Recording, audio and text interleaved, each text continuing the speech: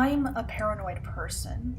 I suppose it's my fault, seeing as I started listening to crime podcasts a couple of years back. I can't even count the number of times I'd heard a story where something terrible happened to the protagonist because of some mistake they made. I don't know if it was luck or something else, but most of the stories I'd stumbled upon had this one thing in common. They each took a dark turn when the criminal entered the house through the main door.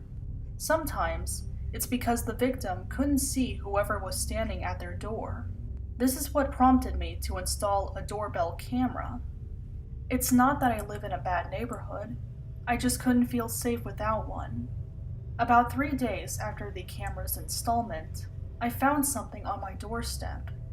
It was 2 black feathers tied together at the stems with a white string. I was baffled. Was this supposed to be a prank?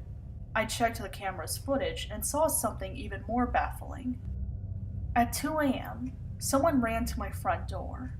They then bent down and ran off in the direction they came from. The person was wearing a hoodie and face mask, so I couldn't identify them.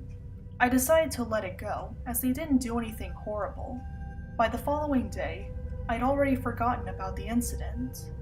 But then I found another pair of black feathers bound by a white string. I checked the footage, and sure enough, it was the same person. This time, I spotted something that could help me identify the stranger. When they turned to run away, I saw a familiar logo on the back of the hoodie. It was for a high school lacrosse team. This high school was very close to my neighborhood. I had this one neighbor who had recently graduated from that school. His name was Daryl.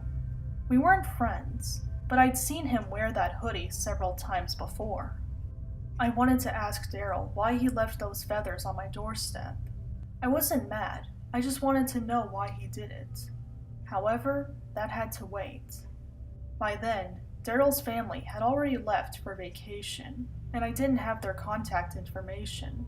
So all I could do was wait until they returned. I proceeded with my day as usual until nightfall. I was watching TV in my living room when I smelled something awful. For context, my kitchen was next to the living room. The 2 areas shared one big room. I figured that it was time to take out the trash, so I did.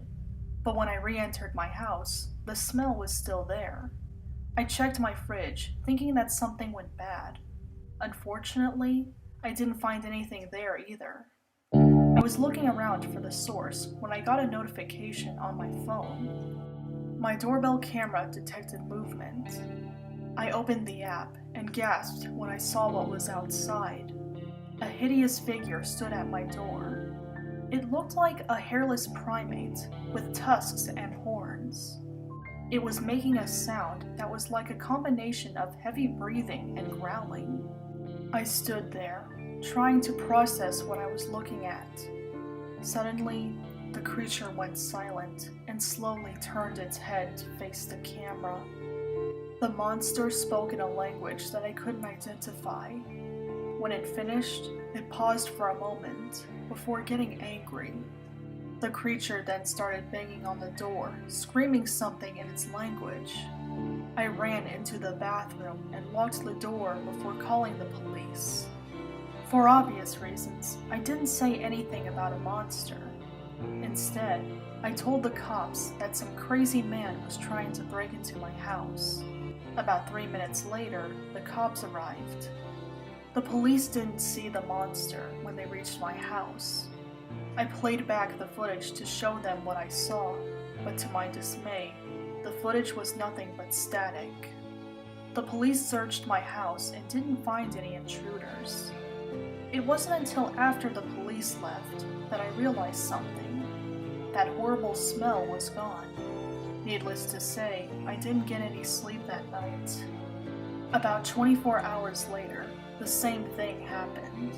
And just like last time, the video showed nothing but static.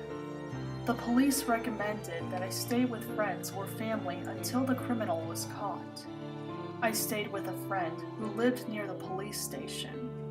Thankfully, the thing that terrorized me never came to my friend's house. A few days had passed, and the house got a visitor. It was Daryl. He asked my friend to speak with me alone. She agreed and offered the patio for us to have our conversation. "He came to you, didn't he?" Daryl asked. He explained that the thing I saw was an ancient spirit that haunted my house. Every year for a week, the entity terrorizes my home at night. Apparently, the previous owner had a quarrel with some practitioner of dark magic. The person then cursed the house, where the creature tormented him. This went on for years until the previous owner finally moved away. I don't know what happened to the person responsible for the curse, but they didn't remove it for some reason. By the time all this happened, I lived in that house for only 8 months. Plus, the real estate agent didn't tell me anything about the house's history. Daryl learned about the monster through his uncle who studied the occult. When I moved in, he taught Daryl to make a talisman that could ward off the creature. That talisman was the feathers left on my doorstep. Daryl apologized for not telling me everything. I forgave Daryl and even thanked him for helping me. After that, I got another talisman from Daryl. For the rest of the week, I left the feathers on my doorstep at night. I never saw the monster again. I don't think it was meant to hurt me. Based on what Daryl told me, it just wanted to scare me. In any case, I'm grateful that a neighbor had my back. Daryl, if you're hearing this, thank you.